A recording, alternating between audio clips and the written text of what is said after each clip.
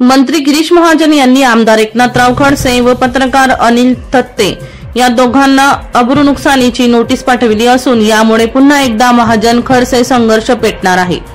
मंत्री गिरीश महाजन यांच्या एका महिला अधिकाऱ्यांसोबत संबंध असल्याचा आरोप पत्रकार अनिल थत्ते यांनी आपल्या एका कार्यक्रमात केला होता।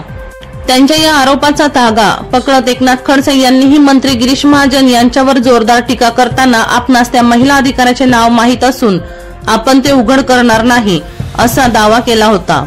यानंतर गिरीश महाजन यांनी अनिल थत्ते आणि एकनाथ खडसे यांना आपण अब्रू नुकसानीची नोटीस बजावली असल्याची माहिती प्रसार माध्यमांशी बोलताना दिली आहे। कोणतेही सबळ पुरावे न देता पत्रकार अनिल थत्ते आणि एकनाथ खडसे यांनी आपल्यावर टीका केली। जनमानसात आपली प्रतिमा मलिन झाली आहे।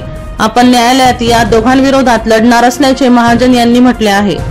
तर मंत्री गिरीश महाजन यांनी एकनाथ खडसे यांना आपल्या वकिलाच्या माध्यमातून नोटीस दिली असल्याचा दावा केला असला तरी अशा प्रकारची कोणतीही नोटीस आपल्याला मिळाली नसल्याचा दावा एकनाथ खडसे यांनी प्रसार माध्यमांशी बोलताना केला।